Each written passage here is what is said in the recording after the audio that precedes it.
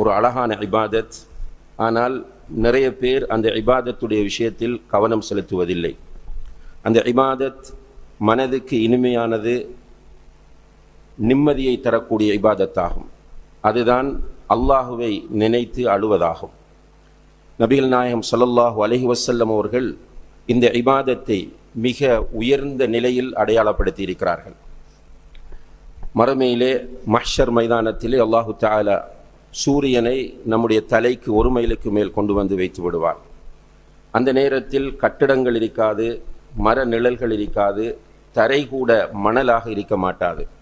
அப்படியான அந்த பயங்கரமான நேரத்தில் மனிதனுடைய உடம்பில் ஒரு துண்டு துணியும் இருக்காது, காலிலே செருப்பும் இருக்க மாட்டாது. அவ்வாறான சூழ்நிலையில் அல்லாஹு தஆலா 7 கூட்டத்தாருக்கு தன்னுடைய அர்ஷின் கீழ் நிழல் வழங்குகிறார். அந்த 7 கூட்டத்தாரில் ஒருவர் தான் ரஜுலுன் ذكرல்லாஹ خاليا ففاضت عيناه. தனிமையில் இருந்து கொண்டு அல்லாஹுவை நினைக்கிறான், கண்கள் நிறைந்து கண்ணீர் வடிகிறது அந்த மனிதன் என்று நபி ஸல்லல்லாஹு அலைஹி வஸல்லம் அவர்கள் சொன்னார்கள். இப்போ இது ஒரு பெரிய இபாதத். அல்லாஹுடைய அர்ஷின் கீழ் நிழலை பெற்றுத்தரக்கூடிய ஒரு இபாதத்து தான் தனிமையில் இருந்து கொண்டு அல்லாஹுவை நினைத்து அழுவது என்பது. அன்புள்ள சகோதரர்களே, உண்மையிலே இந்த இபாதத் நாம் கேள்விப்பட்ட ஒரு இபாதத்தாக இருந்தாலும் பிராக்டிஸ் பண்ணுகிற விஷயத்தில், நடைமுறைப்படுத்துகிற விஷயத்தில் நிறைய பேர் கவனம் செலுத்துவதில்லை. உண்மையிலேயே அல்லாஹுவை நினைத்து அழுவது என்பதை பொறுத்தவரையில் அல்லாஹுடைய வல்லமைகளை நினைத்து அழுவது, அல்லாஹுடைய தண்டனையை நினைத்து அழுவது, அல்லாஹுடத்திலே இருக்கக்கூடிய சுகங்கள், இன்பங்கள், சுவர்க்கம் நமக்கு தவறிவிடுமோ என்கிற கைசதத்தில் அழுவது என்பதைத்தான் அது குறிக்கும். இப்போ அல்லாஹுவை ஒரு மனிதன் நினைப்பது என்பதுதான் இந்த உலகத்தில் அவன் படைக்கப்பட்ட நோக்கமாக இருக்கிறது. அல்லாஹு தஆலா அல் குர்ஆனிலே சொல்லும்போது, யா அய்யுஹல்லதீன ஆமனு லா துல்ஹிக்கும் அம்வாலுக்கும் வலா அவுலாதுக்கும் அன் திக்ரில்லாஹ். ஈமான் கொண்டவர்களே, உங்களுடைய பொருளாதாரமும் உங்களுடைய பிள்ளைகளும் அல்லாஹுவை திக்ர் செய்வதை விட்டு உங்களை பராக்காக்க வேண்டாம். நாம் படைக்கப்பட்ட நோக்கம் அல்லாஹுவை திக்ர் செய்வது என்பதுதான். இப்போ அல்லாஹுவை திக்ர் செய்வது என்பது 2 வகைப்படும். ஒன்று, நம்முடைய நாவுகளால் நாம் செய்யக்கூடிய திக்ரை குறிக்கும். இந்த திக்ரும் கூட நம்முடைய நாவினால் நாம் செய்யக்கூடிய திக்ரும் நம்முடைய உள்ளத்தை மென்மையாக்கக்கூடியது, நம்முடைய உள்ளத்தை அமைதிப்படுத்தக்கூடியது. அல்லாஹு தஆலா வذாக்கிரீன அல்லாஹ கஸீரன் வذாக்கிராத். அல்லாஹுவை அதிகமாக திக்ர் செய்யக்கூடிய ஆண்கள், அல்லாஹுவை அதிகமாக திக்ர் செய்யக்கூடிய பெண்கள், இவர்களுக்கு அல்லாஹு தஆலா மன்னிப்பையும் சுவர்க்கத்தையும் தயார் செய்து வைத்திருப்பதாக அல் குர்ஆனிலே சொல்கிறான். இமாம்கள் இதற்கு விளக்கம் சொல்லும்போது, ஒருவர் தொழுகைக்கு பிறகு செய்யக்கூடிய திக்ர்கள், அதுபோல தூங்குவதற்கு முன்னால் செய்யக்கூடிய திக்ர்கள், அதே போல காலையிலும் மாலையிலும் செய்ய வேண்டிய திக்ர்கள், இந்த திக்ர்களை வழமையாக அவர் செய்து வருவாராக இருந்தால் அவர் வذாக்கிரீன அல்லாஹ கஸீரன் வذாக்கிராத் என்கிற இந்த குர்ஆன் வசனத்திற்குள் அடங்குவார். அல்லாஹுவை அதிகமாக திக்ர் செய்தவர் என்கிற பட்டியலில் அவர் இடம் பெறுவார் என்று குறிப்பிடுகிறார்கள்.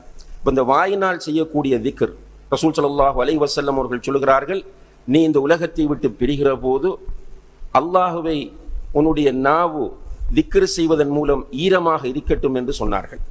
அதாவது ஒரு மனிதனுடைய, ஒரு முஸ்லிமுடைய நாவு எந்த நேரமும் அல்லாஹுவை திக்ர் செய்து கொண்டே இருக்க வேண்டும். அல்லாஹுவை திக்ர் செய்து கொண்டிருப்பதற்கு நிறைய திக்ர்களை ரசூல் ஸல்லல்லாஹு அலைஹி வஸல்லம் அவர்கள் நமக்கு கற்றுத் தந்திருக்கிறார்கள். அதிலே குறிப்பாக காலையிலே நாம் ஓத வேண்டிய திக்ர்கள் இருக்கின்றன. அதிலும் குறிப்பாக லா இலாஹ இல்லல்லாஹு வஹ்தஹு லா ஷரீக லஹு லஹுல் முல்கு வ லஹுல் ஹம்து வ ஹுவ அலா குல்லி ஷைஇன் கதீர் என்று சொல்வது. இதை ஒருவர் 100 தடவைகள் சொன்னால் அதன் மூலம் அவருக்கு கிடைக்கிற நன்மைகளை பாருங்கள்.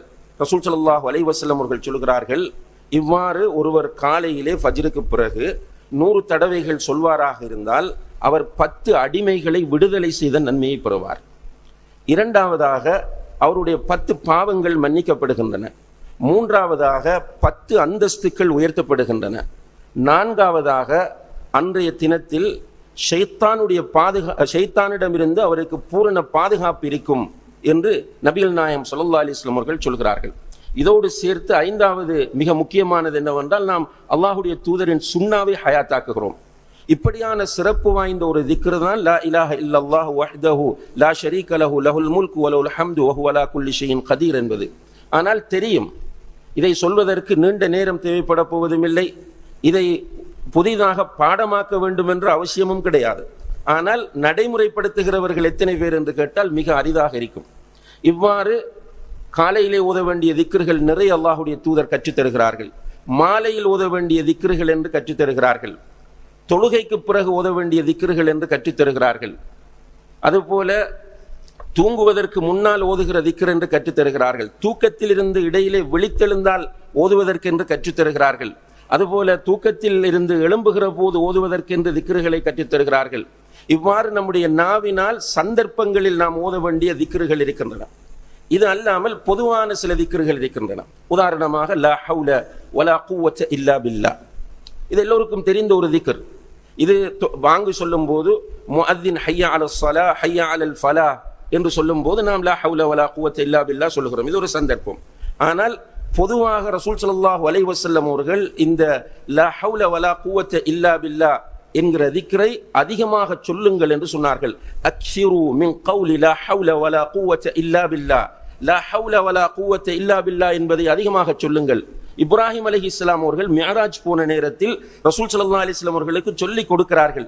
இந்த லா ஹவுல வலா குவத்த இல்லா பில்லா என்கிற திக்ரை உன்னுடைய சமுதாயத்திடம் போய் அறிமுகப்படுத்தி இதை அதிகமாக சொல்லுமாறு அவர்களுக்கு நீ சொல்லு.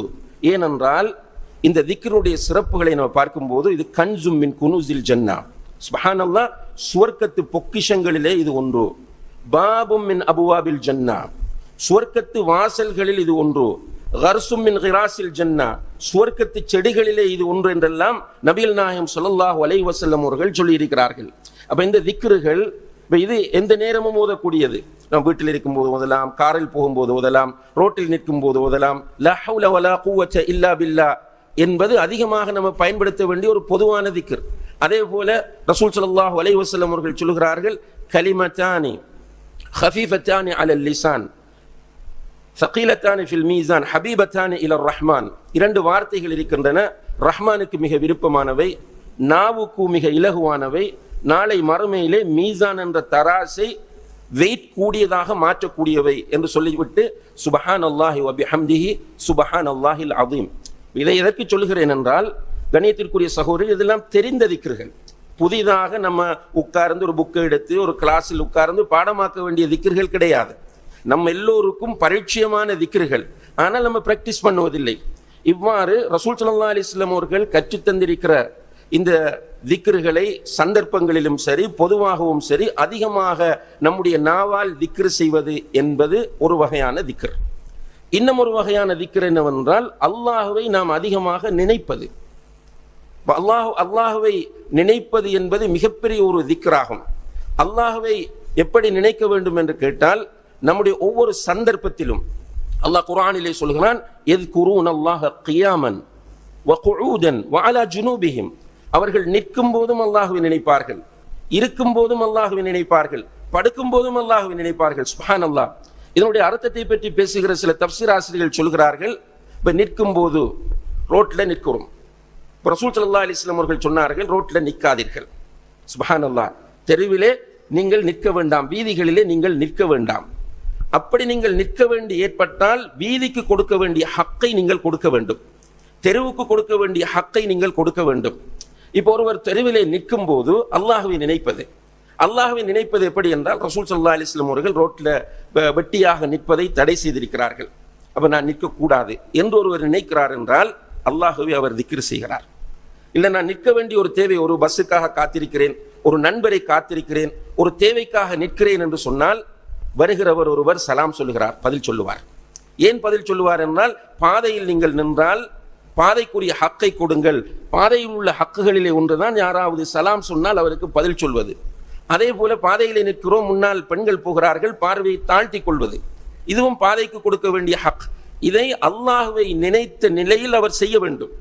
அல்லாஹுவை, அதனாலதான் உலமாக்கள் சொல்லுவார்கள், எந்த ஒரு அமலும் அல்லாஹ்விடத்திலே கபூல் செய்யப்படுவதற்கு 2 நிபந்தனைகள் இருக்கின்றன. அதிலே முதலாவது நிபந்தனை இஹ்லாஸ்.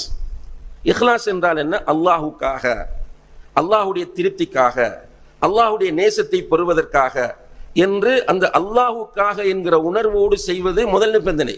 இரண்டாவது நிபந்தனை நபிகள் நாயகம் ஸல்லல்லாஹு அலைஹி வஸல்லம் அவர்கள் காட்டிய முறையில் செய்வது. இப்படி செய்கிற போது அந்த அமல் ஏற்றுக்கொள்ளப்படும் என்கிறார்கள். அப்ப இது ஒரு அமல். ரோட்ல நிற்கிறோம், ஒருவருடைய பொருள் கீழே கிடக்கிறது, அதை எடுக்கிறோம், ஒரு பெரிய அமௌண்ட் பணம் உதாரணமாக. அந்த பணத்தை நம்ம எடுக்கும்போது அல்லாஹுடைய நினைவு வருகிறது. சுப்ஹான் அல்லாஹ், இது யாருடைய சொத்தோ யாருடைய பணமோ கையில் எடுக்கிறோம். உடனே இது பற்றிய மார்க்க தீர்ப்பை கேட்கிறோம். ரசூல் ஸல்லல்லாஹு அலைஹி வஸல்லம் அவர்கள் சொல்லுகிறார்கள், அப்படி நீங்கள் ஏதாவது ஒன்றை புறக்கி எடுத்தால் அதை ஒரு வருடம் உங்களிடம் வைத்துக் கொள்ளுங்கள். அந்த ஒரு வருடத்திற்கும் அதை நீங்கள் விளம்பரப்படுத்துங்கள். அதனுடைய அடையாளங்களை சொல்லி விளம்பரப்படுத்துங்கள். உரிமையாளர் வந்தால் அதற்கிடையில், அந்த ஒரு வருடத்திற்கு இடையில் அதனுடைய உரிமையாளர் வந்தால் கொடுத்து விடுங்கள். அது வரைக்கும் நீங்கள் பயன்படுத்தக்கூடாது. ஒரு வருடம் தாண்டிய பிறகு அந்த பொருள் உங்களிடம் இருக்கிறது, அவர் வரவில்லை என்றால் நீங்கள் பயன்படுத்தலாம், அதை நீங்கள் பயன்படுத்தலாம். ஆனால் அதற்கு பிறகு உரிமையாளர் வந்தால் கொடுக்க வேண்டும். ஆனால் பயன்படுத்துவதற்குரிய காலக்கெடு ஒரு வருடம். இப்ப இந்த இடத்துல இதனுடைய சட்டத்தை நான் சொல்ல வரவில்லை. அதாவது அந்த பொருளை புறக்குகிற போது அவருடைய மனதில் அல்லாஹ் என்னை பார்த்து கொண்டிருக்கிறான் என்கிற உணர்வோடு அதை புறக்குவது. அதே போல கொஞ்சம் தூரம் போகிறார், ஒரு போத்தல் உடைந்து அதனுடைய செதில்கள் கிடக்கின்றன.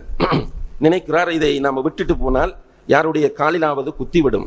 ரசூல் ஸல்லல்லாஹு அலைஹி வஸல்லம் அவர்கள் சொல்கிறார்கள், அல் ஈமானு பிதுஉன் வ சித்தூன அவ் சபஊன ஷுபா. ஈமான் 60க்கு 70க்கு மேற்பட்ட கிளைகளை உடையது. அலாஹ லா இலாஹ இல்லல்லாஹ், அதிலே மிக உயர்ந்தது லா இலாஹ இல்லல்லாஹ். வ அத்னாஹா இமாத்தத்துல் அதா அனித் தரீக், இதிலே மிக குறைந்தது, ஈமானில் மிக குறைந்த நிலை பாதையிலே மக்களுக்கு தொல்லை தரக்கூடியவற்றை கண்டால் அகற்றி விடுவது. இப்ப இதை புறக்கி அகற்றுகிறார். அந்த நேரத்தில் அல்லாஹுடைய நினைவு அவருக்கு வருகிறது. வீட்டிலே நண்பர்களோடு உறவினர்களோடு உட்கார்ந்திருக்கிறார், அதான் சொல்லுகிறது, அல்லாஹு அக்பர் அல்லாஹு. உடனே அல்லாஹுடைய நினைவு வருகிறது. முக்கியமான கெஸ்ட், வீட்டுக்கு வந்திருப்பவர்கள் விஐபிஸ், ஆனால் அதான் சொல்லுகிறது ஹய்ய அலஸ் ஸலா ஹய்ய அலல் ஃபலா. அந்த நேரத்தில் அல்லாஹுடைய நினைவு உடனே வருகிறது. பள்ளிவாசலுக்கு செல்கிறார். அகிமிஸ் ஸலாத்த லிذிக்ரி, என்னை நினைவு கூறுவதற்காக வேண்டி, என்னை திக்ர் செய்வதற்காக வேண்டி தொழு என்று அல்லாஹ் சொல்லுகிறான். ஓடி வந்து தொழுகிறார். இப்படி தன்னுடைய வாழ்க்கையில் ஒவ்வொரு கட்டத்திலும் வியாபாரம் செய்கிறார். கடையிலே நிற்கும் போது ஒரு கஸ்டமர் வருகிறார், ஒரு பொருளுக்கு விலையை கேட்கிறார். அந்த விலையை பொய்யான ஒரு விலையை சொல்ல மனம் சொல்லுகிறது. அந்த நேரத்தில் அல்லாஹுடைய நினைவு வருகிறது. அல்லாஹ் குர்ஆனிலே சொல்கிறான், குத்திலல் ஹர்ராசூன், பொய்யர்கள் அழிந்து விடுவார்கள், பொய்யர்களுக்கு கேடுதான் நாசம்தான் என்று அல்லாஹ் சொல்லுகிறான். நபி ஸல்லல்லாஹு அலைஹி வஸல்லம் அவர்கள் பொய் சொல்வதை தடை செய்திருக்கிறார்கள். இல்லை, வேண்டாம், நான் பொய் சொல்ல மாட்டேன் என்று முடிவெடுக்கிறார். பதுக்க நினைக்கிறார். ஒரு பெரிய உணவுப் பொருள் வருகிறது, தட்டுப்பாடு வரப்போகிறது என்று தெரிகிறது. பதுக்க நினைக்கிறார். அல்லாஹுடைய நினைவு வருகிறது. உடனே அவர் பதுக்கலை கைவிடுகிறார். இப்படி அல்லாஹுவை திக்ர் செய்வது என்பது ஒரு முஃமினுடைய, ஒரு முஸ்லிமுடைய வாழ்க்கையில் எல்லா கட்டங்களிலும் இருக்க வேண்டும்.